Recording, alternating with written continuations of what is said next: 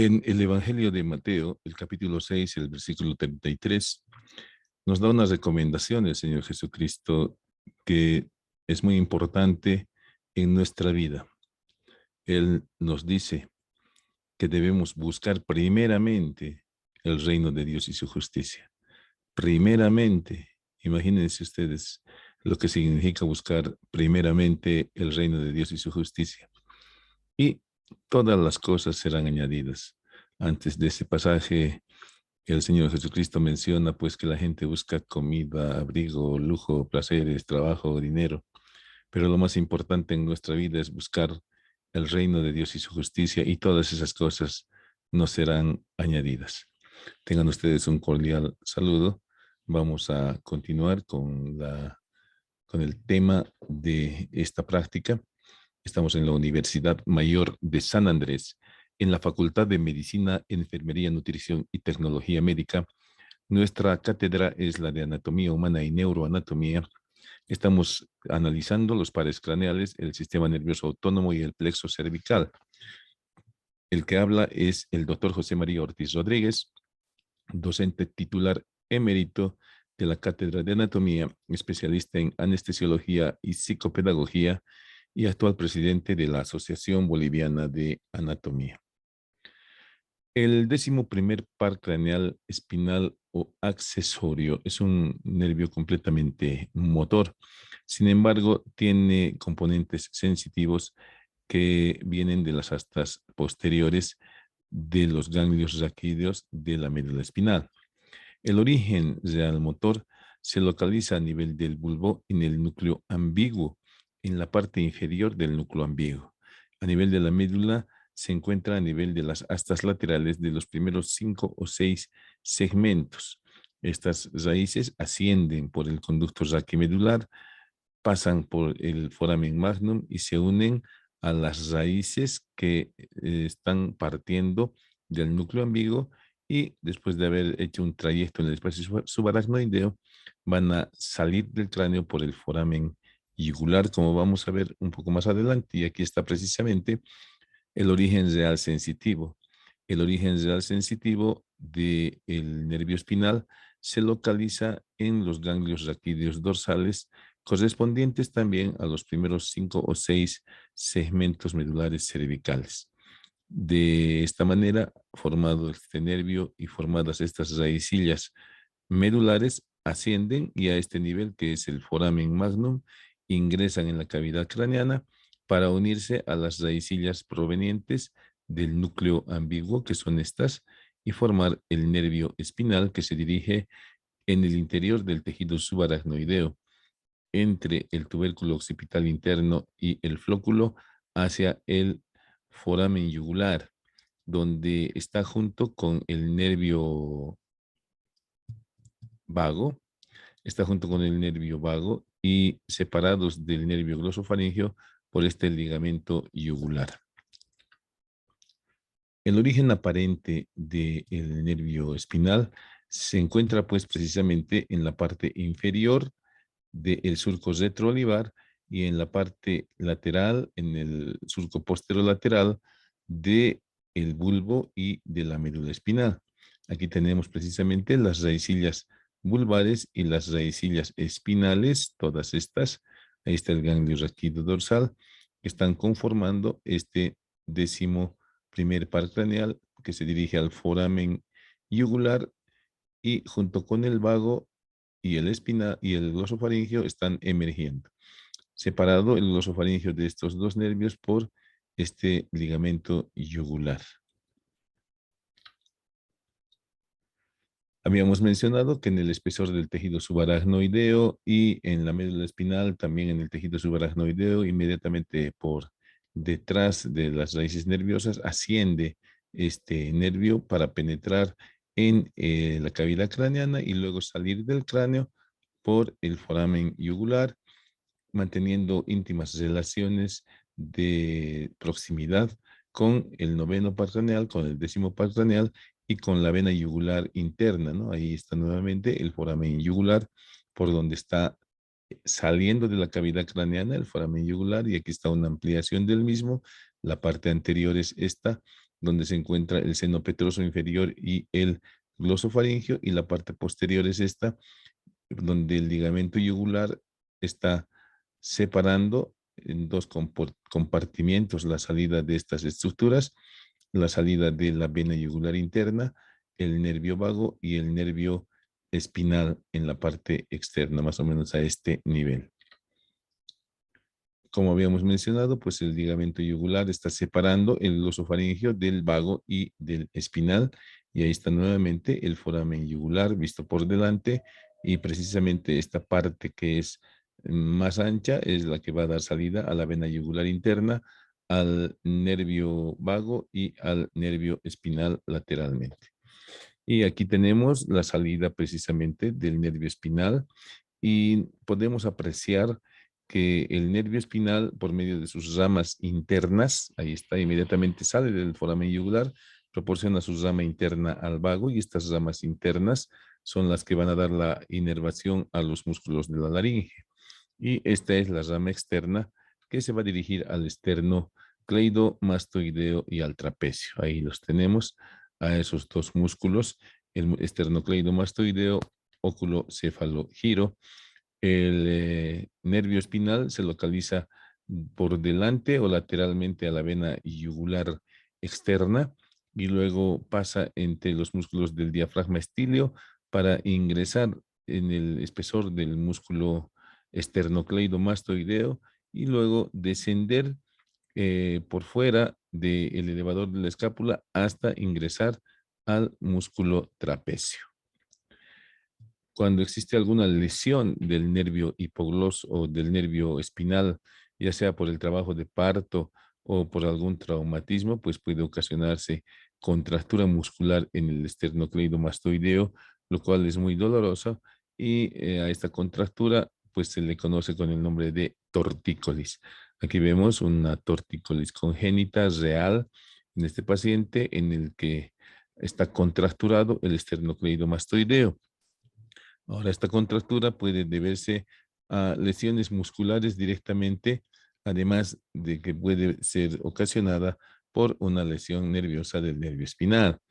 Cuando la rama que va a inervar al trapecio es lesionada, pues hay esta desigualdad en la altura de los hombros. Vean ustedes, a este lado, el lado izquierdo está sano y el lado derecho está lesionado, pues hay un hundimiento del músculo trapecio. Lo propio en este otro lado, ¿no? En esta otra imagen vemos pues que el hundimiento es mucho mayor. Esto va a imposibilitar o disminuir la fuerza de la abducción y de la flexión del hombro.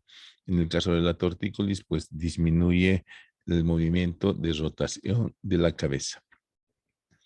El otro par craneal que vamos a analizar es el último par craneal, el 12º par craneal o hipogloso mayor, que inerva a la mayoría de los músculos de la lengua.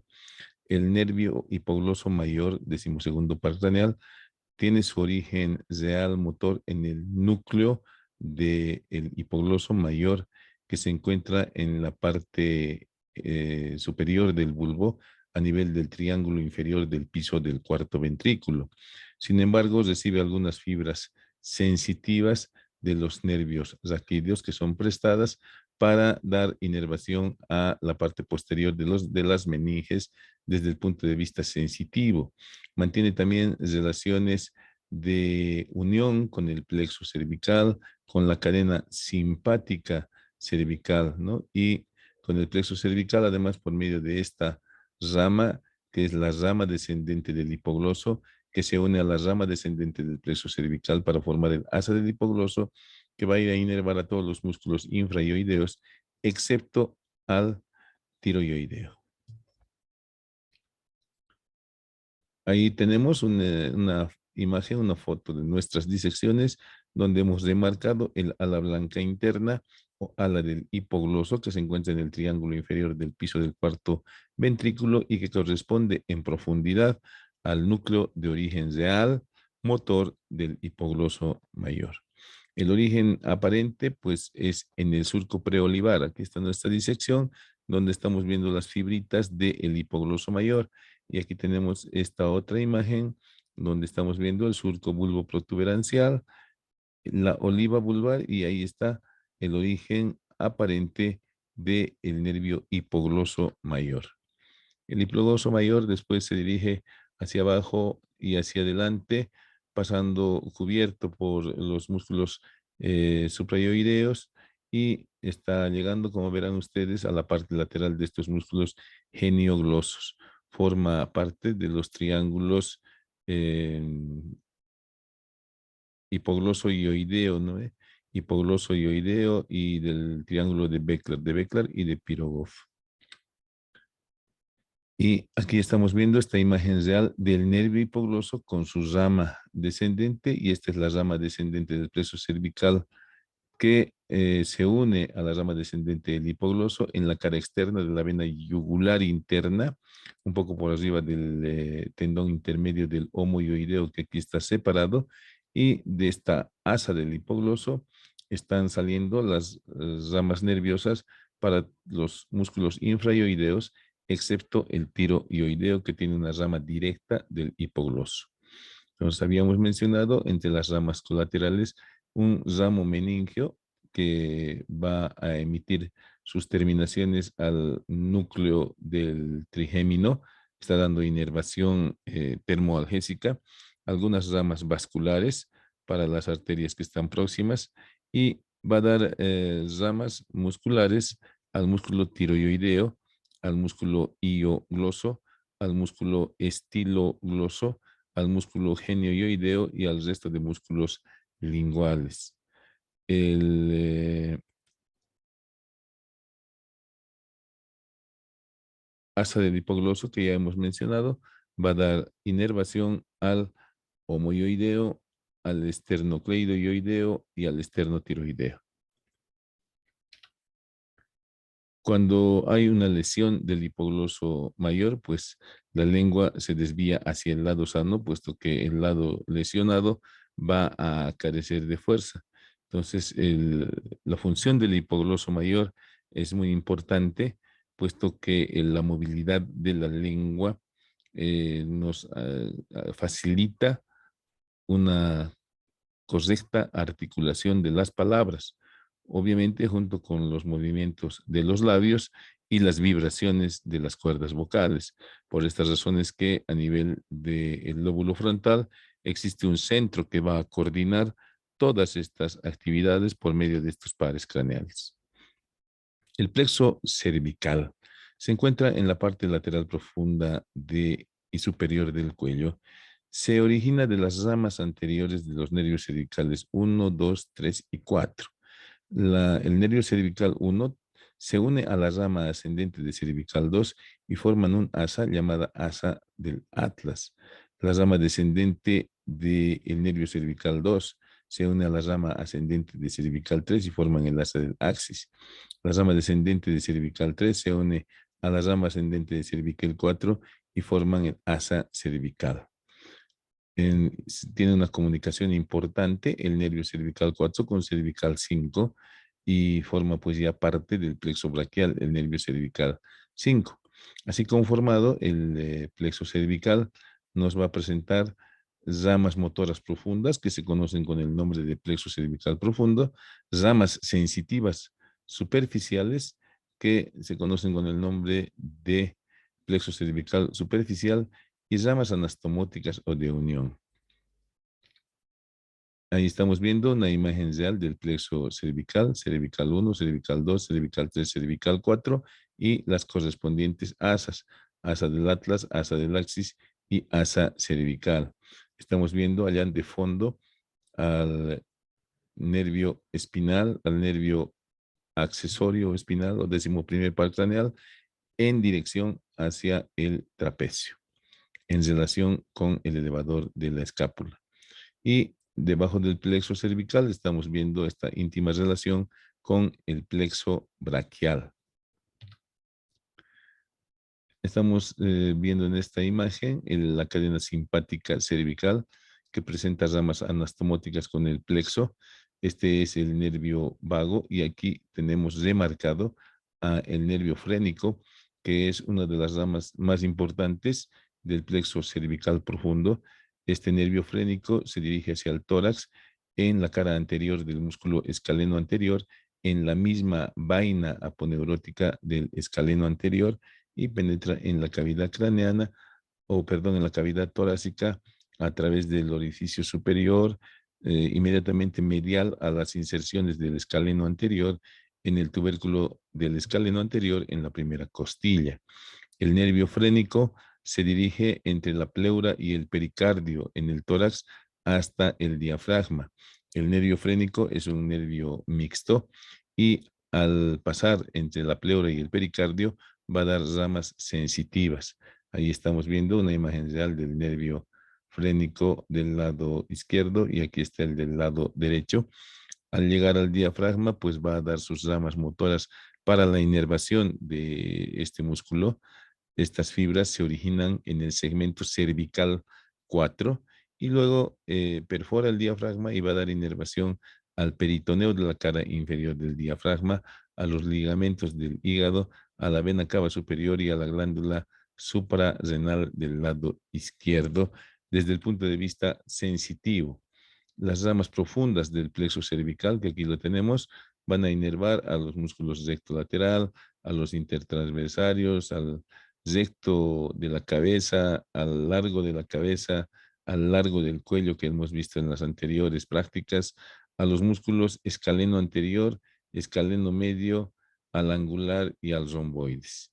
Las partes superiores del escaleno anterior y medio son inervadas por ramas del plexo cervical. La rama descendente del plexo cervical se unirá a la rama descendente del hipogloso para formar esta asa en la cara externa de la vena yugular interna. Y por último, el nervio frénico, que ya lo hemos descrito en su trayectoria y en su territorio de inervación. El esternocleidomastoideo, a nivel de su borde posterior, nos presenta la emergencia de las ramas del plexo cervical superficial. Justo ascendiendo en el borde posterior del esternocleidomastoideo, encontramos a esta que es la rama mastoidea u occipital menor, que se dirige a la región mastoidea y a la región adyacente del occipital. Esta otra rama que está marcada con el número 5 se dirige al pabellón auricular, por lo cual se llamará también rama auricular. Esta otra que está pasando profundamente a la yugular externa se dirige transversalmente a la región anterior del cuello, es la rama cervical transversa. Y estas otras ramas están conformando el nervio supraclavicular que va a ir a inervar la región supraclavicular e infraclavicular. El borde posterior en su parte media es un punto de referencia importante para realizar el bloqueo del plexo cervical superficial para facilitar analgesia postoperatoria y o anestesia en las regiones en las cuales se distribuye este plexo. Y cuando necesitamos hacer un bloqueo específico del plexo, pues vamos tratando de palpar las apófisis transversas de las vértebras cervicales, donde sabemos que la cervical 6 tiene un tubérculo anterior más desarrollado. Una vez que hemos palpado la apófisis mastoides, la parte inferior del desfiladero de los escalenos, pues vamos palpando las apófisis transversas y en la parte media nos hacemos una línea y ahí pues estamos tratando de localizar el plexo cervical profundo, lo cual se puede hacer en base a electroestimulación o se puede hacer en base a ecografía, ¿no? Ahí está el esternocleidomastoideo, la yugular interna, la carótida, ahí está el escaleno anterior, el escaleno medio y ahí está el plexo cervical que se puede bloquear entre los dos escalenos. El simpático. El sistema nervioso simpático tiene su origen real en las astas laterales de la médula espinal a nivel de los segmentos torácico 1 a lumbar 1 o lumbar 2.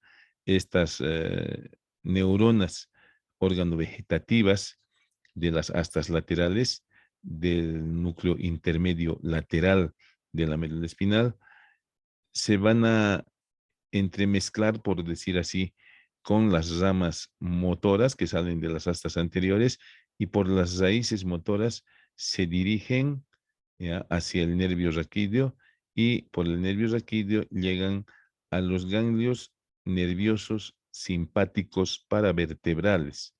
Estas fibras que se originan en las astas laterales son fibras preganglionares que van a hacer sinapsis con neuronas de los ganglios paravertebrales. En otras ocasiones, las fibras pasan de largo y hacen sinapsis con neuronas ocasionadas o localizadas, perdón, en los ganglios prevertebrales. ¿Ya? Y luego de haber hecho sinapsis, la mayoría de estas neuronas regresan al nervio raquídeo, ¿no? Entonces, el nervio que comunica el nervio raquídeo con el ganglio simpático es el rami comunicante blanco. Y el nervio que comunica el ganglio simpático con el nervio raquídeo es el rami comunicante gris, por donde está volviendo la inervación simpática a los nervios raquídeos, ¿no? Entonces, los nervios raquídeos van a tener inervación sensitiva, inervación motora e inervación autónoma simpática. En la región cervical, pues vamos a encontrar nosotros tres ganglios cervicales autónomos, simpáticos. El ganglio cervical superior, que es el más alargado, fusiforme, el ganglio cervical medio, que en ocasiones no existe, y el ganglio cervical inferior o cérvico torácico. Eh, Sin embargo, estos ganglios no están a la altura de los niveles medulares en los cuales se origina el sistema nervioso simpático. Por lo tanto, estos reciben fibras de la parte superior de la médula espinal que van a ascender pasando por el ganglio cervical inferior, cervical medio y cervical superior. Como se ve en esta imagen del néter, pues el ganglio cervical superior es fusiforme y muy alargado, está por delante de los músculos prevertebrales, por delante del escaleno anterior y medialmente. Aquí tenemos al ganglio cervical medio que está dividido, en este caso, en dos componentes, uno mayor y uno menor. Y por último tenemos este ganglio que es el ganglio cervical inferior, que muchas veces es la fusión del ganglio cervical inferior con el primer torácico y está formando lo que se viene a conocer con el nombre de ganglio estrellado o cérvico torácico. Entonces, en el ganglio superior vamos a ver que se originan ramas carotídeas que van a formar el plexo intercarotídeo y el plexo carotídeo que se introduce con la carótida interna hasta la cavidad craneana. Luego, junto con el nervio laríngeo superior, van a originarse los nervios laringeos. Junto con los nervios faringeos del vago, también se van a unir ramos faringeos del ganglio cervical superior. Y luego también van a originar nervios esofágicos que directamente van a ir hacia el esófago junto con el nervio vago. Además, también del ganglio cervical superior, se está originando este nervio, que es el nervio cardíaco superior simpático, ¿no? Habíamos visto que el vago origina nervios cardíacos superiores, medios e inferiores parasimpáticos. El simpático también tiene nervios cardíacos superior, medio e inferior. En este caso, también podemos aprovechar de ver que del ganglio cervical inferior, o perdón, del ganglio cervical medio, se está originando unas fibras nerviosas que van a pasar por debajo de la arteria subclavia, formando el asa subclavia, ¿ya? O asa de Biusens, que comunica el ganglio cervical medio con el ganglio cervical inferior. El simpático pericarotídeo ingresa a la cavidad craneana y va a dar las raíces simpáticas a los diferentes ganglios que encontramos dentro del cráneo. Al ganglio ciliar, por ejemplo, le va a dar las ramas simpáticas. Al ganglio pterigopalatino también le va a dar las ramas simpáticas.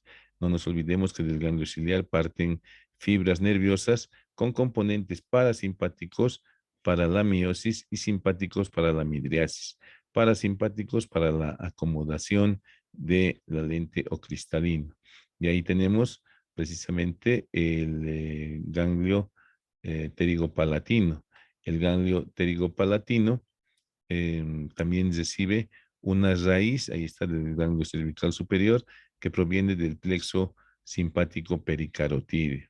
Tiene su raíz parasimpática proveniente del núcleo lacrimomuconasal, ya, que va a dar inervación secretora a la glándula lagrimal y va a dar inervación secretora a las glándulas caliciformes de la mucosa nasal.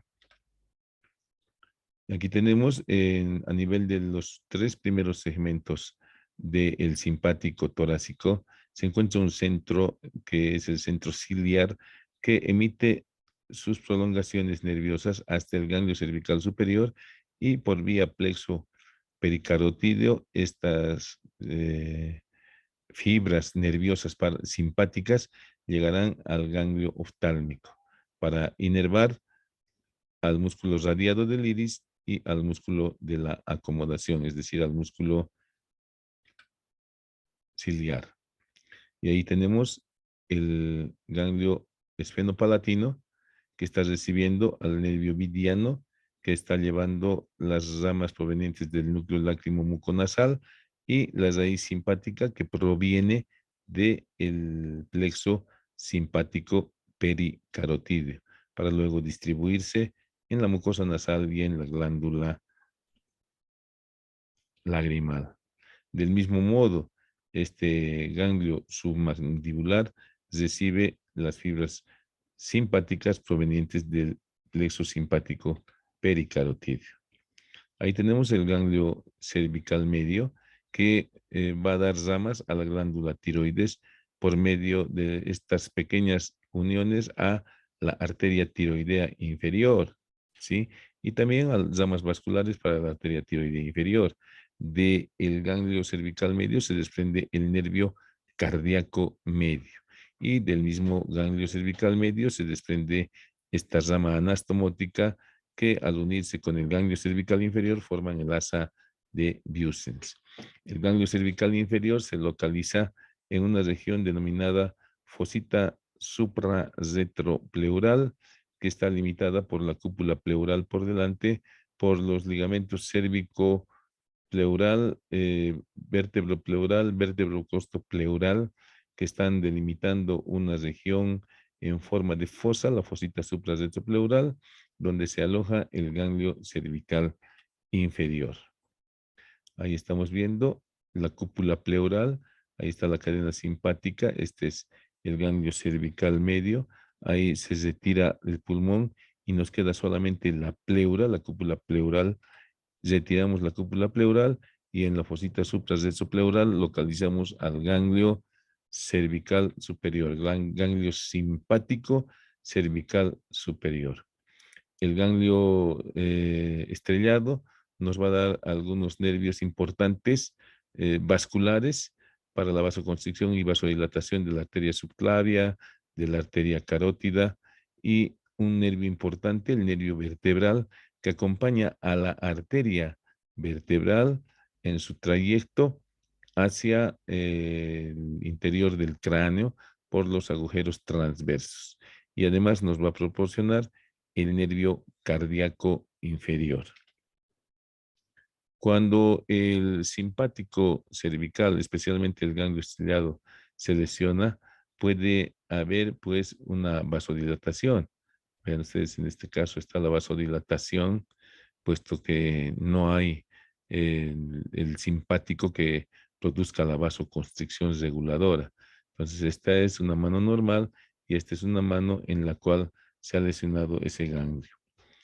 En anestesiología nosotros podemos hacer bloqueos del plexo braquial y cuando se realizan bloqueos del plexo braquial, pues podemos realizarlos con guía ecográfica o con electroestimulación o anatómicamente.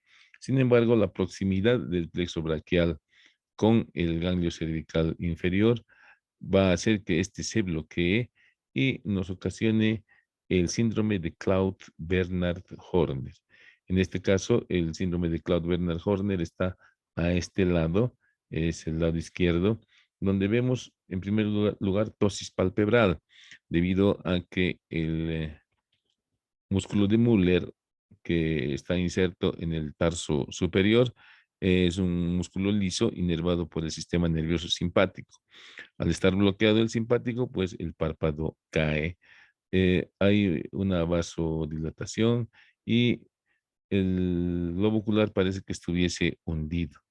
Y también existe predominio de el músculo anular del iris que va a producir miosis. En cambio, el lado sano, el que no ha sido afectado, está con la pupila reactiva normal. Entonces, el síndrome de Claude-Bernard-Horner, ptosis palpebral, enoftalmos y miosis por bloqueo del ganglio cervical inferior o estrellado. Y también puede haber una falta de sudoración en esta región. Ahí tenemos el simpático cervical con su ganglio cervical superior, medio e inferior por delante del músculo escaleno anterior. Bueno, en este caso está funcionando al máximo el sistema nervioso simpático o de la alerta y en este caso pues el parasimpático. Muchísimas gracias por su atención.